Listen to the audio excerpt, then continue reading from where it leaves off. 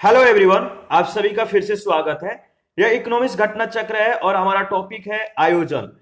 इस टॉपिक से रिलेटेड हम लोगों ने 108 क्वेश्चन को डिस्कशन के साथ पूरी तरह से कंप्लीट कर लिया है और कुछ इसमें शेष क्वेश्चन बचे हुए हैं। तो चलिए इस टॉपिक को समाप्त करते हैं।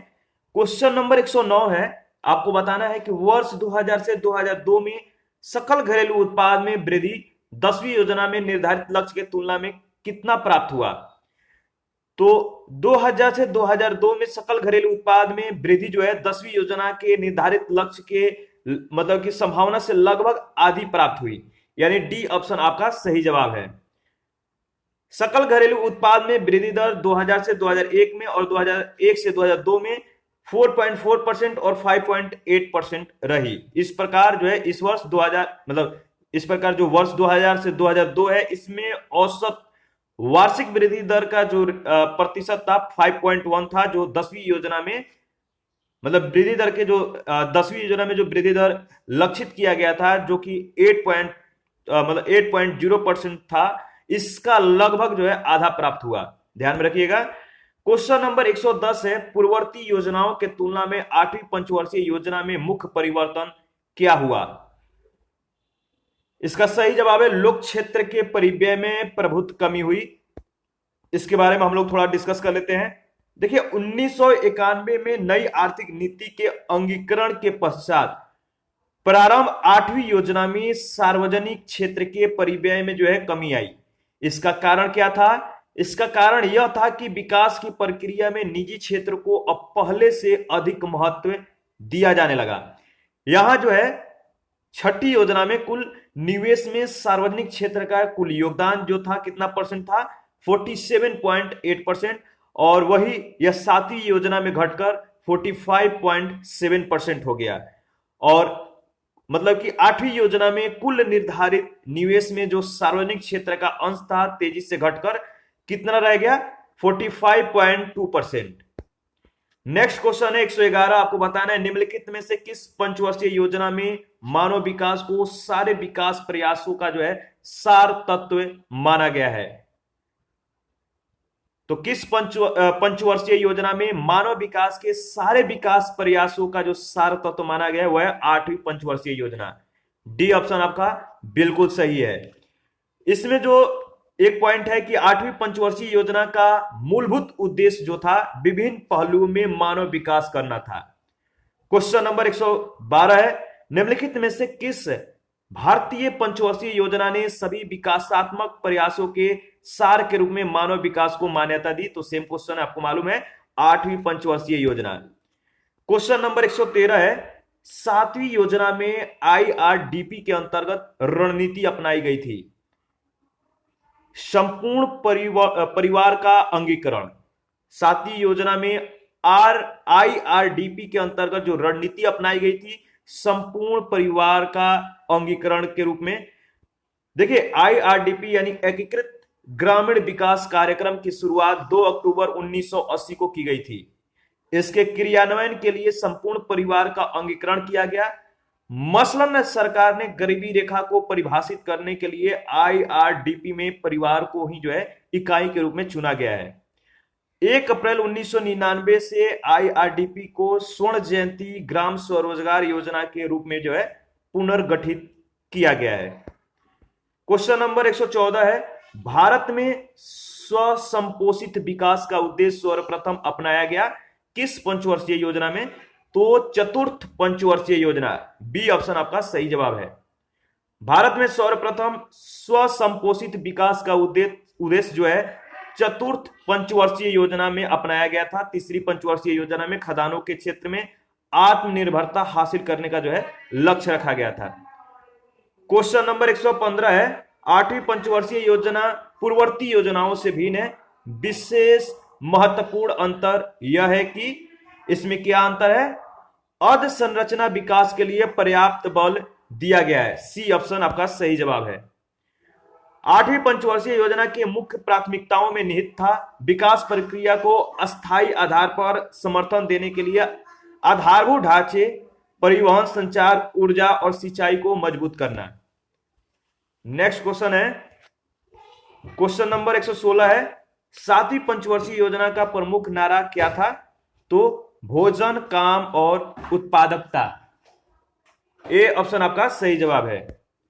1985 से 90 के अवधि वाली सातवीं पंचवर्षीय योजना की रणनीति गरीबी, बेरोजगारी तथा क्षेत्रीय विषमता पर प्रहार करना था और इस योजना में उन सभी नीतियों पर बल दिया गया जो खाद्यान्नों के उत्पादन की तीव्र वृद्धि और रोजगार अवसरों को बढ़ा सके तथा उत्पादन में वृद्धि कर सके। क्वेश्चन नंबर 117 है, भोजन, काम और उत्पादन का नारा निम्नांकित में से दिया गया था किस पंचवर्षीय योजना के द्वारा? तो भोजन, काम और उत्पादन का नारा जो है सातवीं पंचवर्षीय योजना में जो है दिया गया था। क्वेश्चन नंबर 118, भारत सरकार के योजना आयोग ने 8वीं योजना के लिए निम्न में से किस विकास दर को चुना है? इसका सही जवाब है 5.6% को, यानी 5.6। देखिए, योजना आयोग ने 1992 से 97 की अवधि वाली 8वीं पंचवर्षीय योजना में जीडीपी विकास लक्ष्य जो है 5.6% निर्धारित किया था, जबकि योजना के दौरान वास्तविक प्राप्ति कितना हुआ? 6.8% का। 12वीं योजना में जीडीपी में 8.0% की वृद्धि का जो है लक्ष्य निर्धारित था। 119 है, 11वीं योजना में औद्योगिक विकास की जो दर निश्चित की गई है वह कितना परसेंट है? तो 10.5%। 11वीं पंचवर्षीय योजना में कृषि, उद्योग और सेवा क्षेत्र का विकास दर जो है इनके लिए क्रमशः 4.0%, 10.5% और 9.9% का लक्ष्य जो है निर्धारित किया गया है। कृषि के लिए 4.0%, उद्योग के लिए 10.5% और सेवा क्षेत्र के लिए 9.9%। ध्यान में रखिएगा। नेक्स्ट क्वेश्चन है, क्वेश्चन नंबर हमारा 120। आपको बताना है कि 11वीं पंचवर्षीय योजना में कृषि में वार्षिक संवृद्धि दर कितना परसेंट लक्षित है? तो आपको मालूम है, सेम क्वेश्चन है जो हम लोगों ने इससे पहले डिस्कस किया है, 4.0%। 11वीं पंचवर्षीय योजना में सकल घरेलू उत्पाद की वार्षिक संवृद्धि दर का जो लक्ष्य है कितना परसेंट है? तो 9.0%, यानी 9% याद रखिएगा। 11वीं पंचवर्षीय योजना का जो समय है वो है 2007 से 2012। इस दौरान सकल घरेलू उत्पाद की वार्षिक वृद्धि दर का जो मूल लक्ष्य था 9% का था, और इसमें यानी कि इसमें जो है 9.0% जो मूल लक्ष्य था, इसमें संशोधन के बाद कितना प्रतिशत जो घटाकर है कर दिया गया था? तो 8.1%।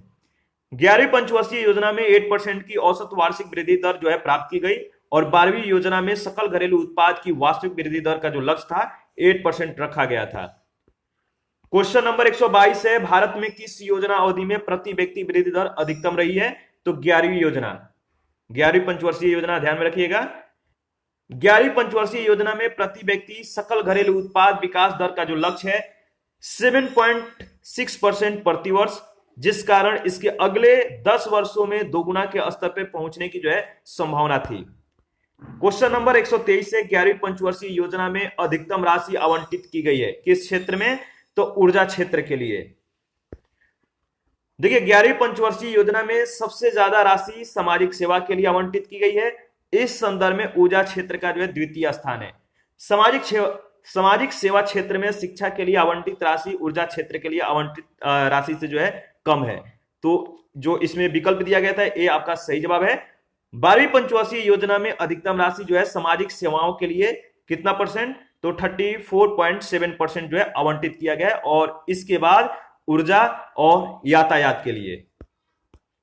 क्वेश्चन नंबर हमारा नेक्स्ट है 124।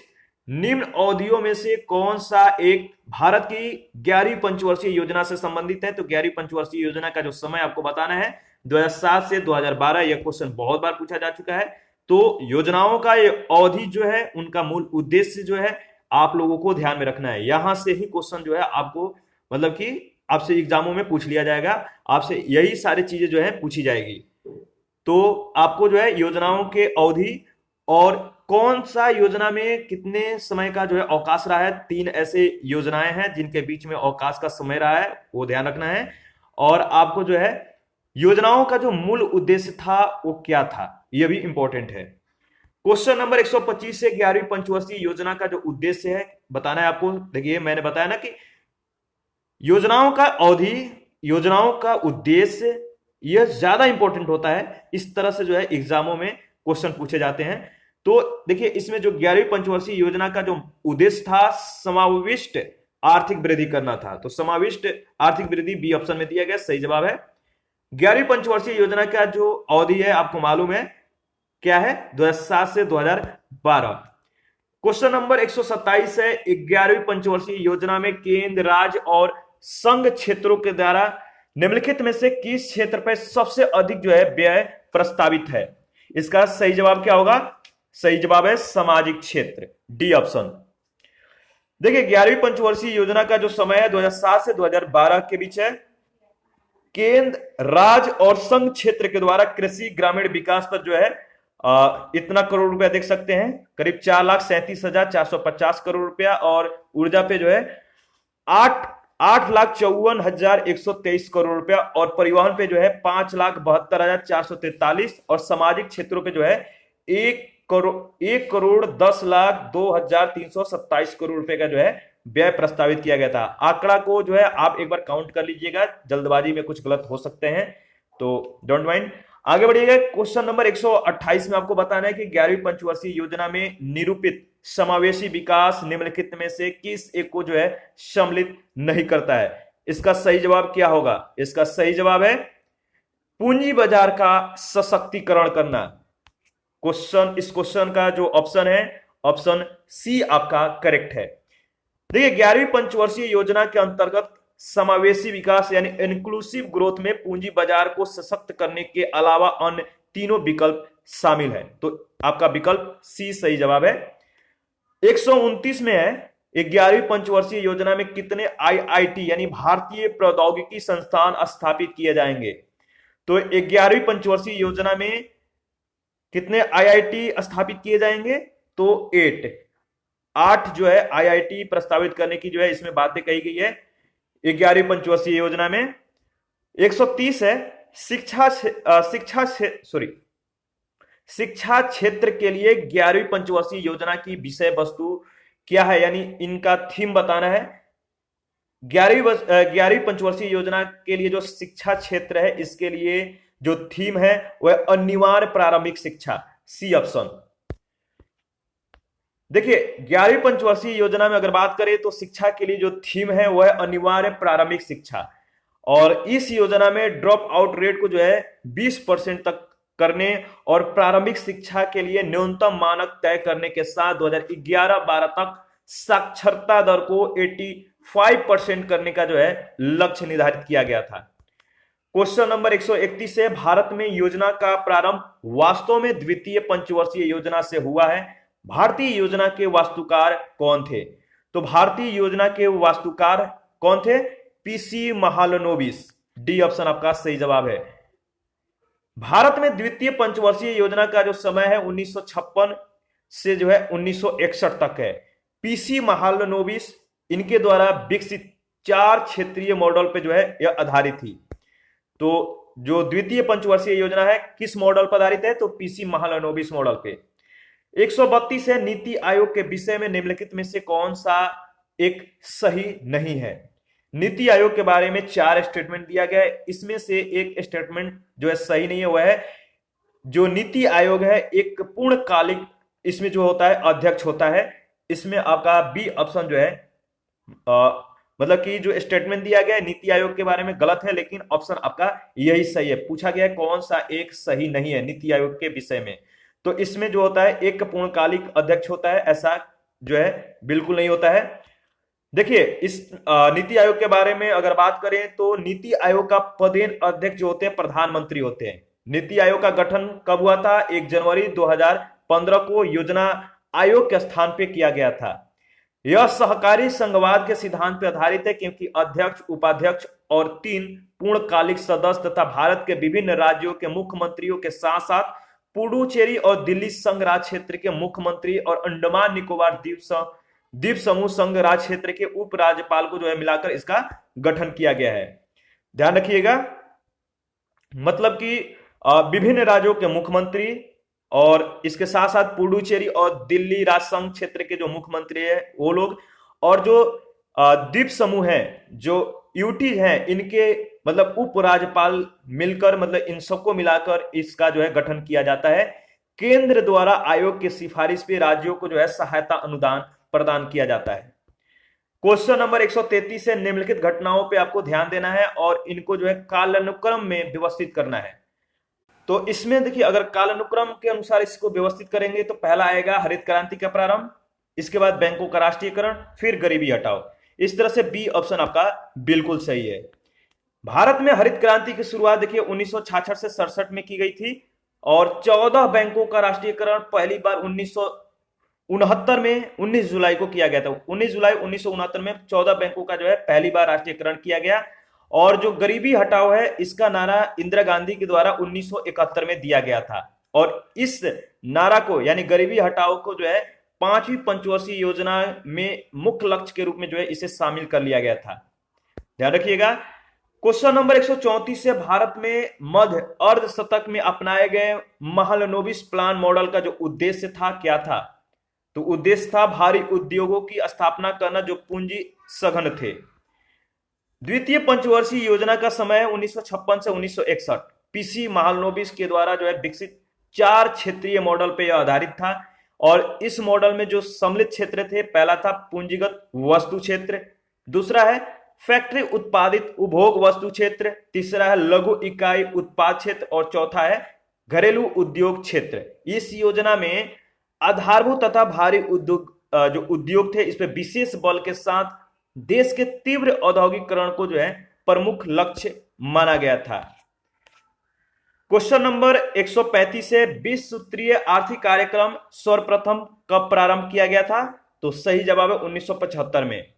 और 20 सूत्रीय आर्थिक कार्यक्रम का जो मुख्य उद्देश्य था वो क्या था? मुख्य उद्देश्य था कृषि एवं औद्योगिक उत्पादन को जो है बढ़ावा देना और इसके अलावा इसमें गरीबी, साक्षरता संबंधी बिंदु और आम आदमी के जीवन के गुणवत्ता में सुधार लाने और आय संबंधी जो असमानताएं थे इनको कम करने के जो है इसमें वांछित उद्देश्य जो थे सम्मिलित थे। यानी जो उद्देश्य था आपको याद रखना है, क्या क्या था? गरीबी, साक्षरता संबंधी बिंदु, आम आदमी के जीवन के गुणवत्ता में सुधार लाने और आय संबंधी असमानताओं को कम करने के जो है इसमें उद्देश्य सम्मिलित हैं। 136 से योजना में कोर सेक्टर का क्या तात्पर्य होता है? तो देखिए, चयनित आधारभूत उद्योग होता है, डी ऑप्शन। योजना में कोर सेक्टर ऐसे उद्योग होते हैं जो अर्थव्यवस्था के दीर्घकालिक आर्थिक विकास के दृष्टि से विशेष महत्व रखते हैं। कोर सेक्टर के श्रेणी में 8 आधारभूत उद्योग जैसे आप देख सकते हैं इस्पात है, सीमेंट है, उर्वरक, खनिज तेल, कोयला, प्राकृतिक गैस, रिफाइनरी उत्पाद और विद्युत सम्मिलित हैं। क्वेश्चन नंबर 137 में आपको बताना है कि भारत में 90 के दशक में औद्योगिक क्षेत्र में आयोजना प्रक्रिया में जो है पूर्व काल की आयोजना प्रक्रिया के तुलना में अपेक्षाकृत कम महत्वपूर्ण जो है स्थान ग्रहण किया है। इस विषय में निम्नलिखित में से कौन सा एक सत्य नहीं है? देखिए, इसमें 4 ऑप्शन दिया गया, आप देखकर बताइए इसमें जो सत्य नहीं है। देखिए, डी ऑप्शन को देखिएगा तो इसमें कहा गया है कि राष्ट्र की प्राथमिकताएं औद्योगिक विकास से दूर हटकर ग्रामीण विकास हो गई है। तो डी इसमें जो है सही नहीं है, तो डी ऑप्शन आपका बिल्कुल ऑप्शन राइट ऑप्शन होगा। 1991 में अपनाई गई नई आर्थिक नीति में बाजार तंत्र पर जो है बल दिए जाने के कारण निजी क्षेत्र को विशेष भूमिका प्रदान की गई। अब जो है सरकार आयोजन प्रक्रिया के द्वारा विकास का माहौल और उसे एक दिशा प्रदान करती है। औद्योगिक और कृषि एवं ग्रामीण विकास जो है दोनों ही ये सारे चीजें औद्योगिक और कृषि ग्रामीण विकास दोनों ही राष्ट्र की प्राथमिकताएं हैं, ध्यान में रखिएगा। और हमारा नेक्स्ट क्वेश्चन है क्वेश्चन नंबर 138 से आपको यहाँ पे जो है कथन दिया गया है। कथन ए में कह रहा है कि नीचे से ऊपर नियोजन एक लक्ष्य है जो अभी भी प्राप्त होना है। कारण आर में कह रहा है कि गांव एक इकाई के रूप में आर्थिक व्यवहार्यता के लिए बहुत उपयुक्त है। बताइए इसमें सही क्या है? देखिए, इसमें अगर दोनों स्टेटमेंट को आप गौर से देखिएगा, अगर पिछला आप लोग डिस्कशन को रिवीजन कर रहे हैं तो आपको मालूम होगा इसके बारे में। तो इसका देखिए सही जवाब होगा पहला और दूसरा, दोनों स्टेटमेंट सही है और आर ए की सही स्पष्टीकरण है। इस तरह से ए ऑप्शन आपका बिल्कुल सही है। कैसे? संविधान के नीति निर्देशक तत्व वाले भाग 4 में पंचायती राज जो अनुच्छेद 40 में उल्लेख किया गया है, अनुच्छेद 40 में ग्राम को नियोजन की सबसे प्राथमिक इकाई के रूप में स्वीकार किया गया है। 73वें संविधान संशोधन के माध्यम से पंचायती राज को जो है मूर्त रूप देने का प्रयास किया गया। ऐसा इसलिए किया गया क्योंकि नीचे से ऊपर नियोजन ऐसा लक्ष्य है जिसे प्राप्त करना अभी शेष है। 139 है, 1991 से बाजार अर्थव्यवस्था स्वीकृत कर ली गई है, फिर भी राष्ट्रीय आर्थिक योजना अभी चालू है। इसका मुख्य कारण क्या है? इसका मुख्य कारण क्या है? आप देखिए 4 ऑप्शन दिया गया है। देखिए इसमें जो डी ऑप्शन आप देखिएगा जो मुख्य कारण हो सकता है, बाजार अर्थव्यवस्था मुख्यतः उद्योग और वाणिज्य तक जो है सीमित है और कृषि में केंद्रीय योजना आवश्यक है। तो डी ऑप्शन आपका जो है इसमें सही है। बाजार अर्थव्यवस्था जो है मूल तंत्र होने के कारण लाभ से संचालित होती है। फलतः अर्थव्यवस्था के वे क्षेत्र जिनमें पर्याप्त लाभ उपार्जन की संभावना न हो, वे निवेश उसमें जो होता है कम होता है। ऐसे क्षेत्र विकास के क्रम में जो है पीछे छूट जाते हैं। भारतीय कृषि जो क्षेत्र है ऐसा ही एक प्रकार का क्षेत्र है जिसमें लाभ की दर तो कम है, किंतु जो समग्र अर्थव्यवस्था के विकास के दृष्टिकोण से अत्यंत महत्वपूर्ण है। कृषि और ग्रामीण विकास तथा सामाजिक क्षेत्र और आधारभूत संरचना के दृष्टि से आर्थिक नियोजन की उपादेयता वर्तमान में भी बनी हुई है। क्वेश्चन नंबर हमारा नेक्स्ट है 140। आपको निम्न कथन पे विचार करके बताना है कि दिए गए कूट की सहायता से कौन सा कथन जो है सही इसमें होगा।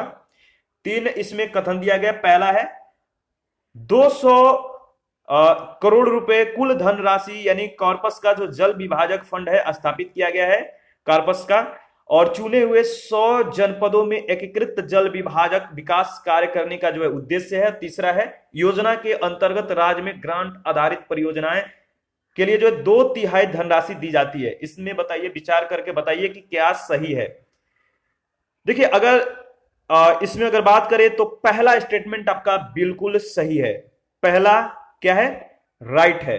ठीक है, 200 करोड़ कुल धनराशि कॉर्पस का जल विभाजक फंड जो है स्थापित किया गया है। तो इसमें पहला और जो दूसरा ऑप्शन है, जो सेकंड स्टेटमेंट है, 100 जनपदों में एकीकृत जल विभाजक विकास कार्य करने का जो है उद्देश्य है। तो इस तरह से पहला दूसरा स्टेटमेंट आपका बिल्कुल सही है। बी ऑप्शन करेक्ट ऑप्शन है। देखिए अगर इसके बारे में थोड़ा बात कर लेते हैं तो ज्यादा बेहतर होगा आपके लिए, क्योंकि इंपॉर्टेंट है। केंद्रीय बजट जो 1999-2000 के निर्णय के द्वारा जल विभाजक विकास कोष यानी वाटर शेड डेवलपमेंट फंड जो था, इसकी स्थापना नाबार्ड के अंतर्गत 200 करोड़ रुपए की कुल धनराशि भारत सरकार एवं नाबार्ड प्रत्येक के द्वारा जो है 100 करोड़ रुपए, यानी भारत सरकार ने 100 करोड़ और नाबार्ड ने 100 करोड़ दोनों के सहयोग से जो है मतलब कि इसकी स्थापना की गई थी। इसका जो उद्देश्य है, चुने हुए 100 जनपदों, वर्तमान में अब 120 हो गया है, इसमें एकीकृत जल विभाजक विकास कार्य करना है। इस कोष की 1/3 धनराशि राज्यों को ग्रांट आधारित परियोजनाओं के लिए और 2/3 धनराशि यानी जो लोन होगा मतलब धनराशि जो होंगे लोन आधारित परियोजनाओं के लिए दी जाती है। और इस प्रकार जो है बी आपका सही उत्तर होगा। 141 में आपको बताना है कि जो 4 इसमें जो स्टेटमेंट दिया गया है उनको कालानुक्रम में अगर आप क्रमबद्ध करते हैं तो कौन सा ऑप्शन सही होगा। तो देखिए पहले आएगा भारत अंतरराष्ट्रीय मुद्रा कोष का सदस्य बनना। स्वतंत्र भारत में पहली बार भारतीय मुद्रा का अवमूल्यन किया गया। इसके बाद प्रथम पंचवर्षीय योजना संसद को जो है दी गई और इसमें जो दूसरा है राष्ट्रीय विकास परिषद का गठन किया गया। तो बी ऑप्शन आपका बिल्कुल सही है। प्रथम पंचवर्षीय योजना पंडित जवाहरलाल नेहरू के द्वारा 8 दिसंबर 1951 को संसद में प्रस्तुत की गई। राष्ट्रीय विकास परिषद का गठन 6 अगस्त 1952 को किया गया। स्वतंत्र भारत में मुद्रा अवमूल्यन प्रथम बार 1949 में हुआ। भारतीय राष्ट्रीय मुद्रा कोष का संस्थापक सदस्य जो है आप देख सकते हैं, इसको स्थापित कब किया गया था? 1944 में, और दिसंबर 1945 से सदस्यता जो है प्रभावी है। तो बी इस तरह से आपका सही जवाब होगा। 142 है मानव विकास मंत्रालय के द्वारा जिस नई सब्सिडरी सहित केंद्रीय ऋण योजना को अंतिम रूप दिया गया है, उसके अनुसार माता पिता की वार्षिक आय की सीमा ऋण स्थगन अवधि के दौरान पूर्ण सब्सिडी पाने के लिए क्या निर्धारित की गई है? इसका सही जवाब क्या होगा? इसका सही जवाब है कितना? 4.5 लाख से कम। तो देखते हैं ऑप्शन कहां पे है। ऑप्शन सी सही जवाब है। देखिए, पाठ्यक्रम में दाखिला लेने और उसकी समाप्ति के बीच की अवधि ऋण स्थगन अवधि होती है, ठीक है। और नई सब्सिडी सहित केंद्रीय ऋण योजना के अंतर्गत छात्र ने जिस शिक्षण सत्र के लिए जो है ऋण लिया है, उस पर लगने वाले ब्याज का भुगतान अब सरकार करेगी। ब्याज अनुदान केवल उन्हीं छात्रों को दिया जाएगा जिनके माता पिता की आमदनी 4.5 लाख रुपए या उससे कम हो। 143 नंबर है, योजना पत्रिका का प्रकाशन कहां से होता है? तो सही है, प्रकाशन विभाग के द्वारा। सी ऑप्शन आपका बिल्कुल सही है। 144 है, प्लान इकोनॉमिक फॉर इंडिया पुस्तक के लेखक कौन है? तो एम विश्वेश्वरैया। ए ऑप्शन आपका सही जवाब है। प्लान इकोनॉमिक फॉर इंडिया पुस्तक के लेखक जो है श्री एम विश्वेश्वरैया है। उन्होंने यह पुस्तक जो है वर्ष 1934 में लिखी थी। एम विश्वेश्वरैया एक प्रसिद्ध इंजीनियर थे। मैसूर विश्वविद्यालय और कृष्णा सागर बांध का डिजाइन उन्होंने ही तैयार किया था। 145 है, प्लानिंग एंड द पुअर पुस्तक के लेखक कौन है? तो B S Minhas. B option आपका बिल्कुल सही है। और देखिए, इसी के साथ हमारा यह चैप्टर बिल्कुल जो है फिनिश्ड हो गया। नेक्स्ट सेशन में हम लोग मुद्रा एवं बैंकिंग के बारे में डिस्कस करेंगे। अभी के लिए इतना ही, हमें इजाजत दीजिए। टेलीग्राम का लिंक वीडियो के डिस्क्रिप्शन बॉक्स में दिया गया है, आप ज्वाइन कर लीजिए। वहां पे रोज क्विज कराए जाते हैं जो आपके लिए बहुत मददगार साबित हो सकता है। तो चलिए मिलते हैं नेक्स्ट वीडियो में। Thank you.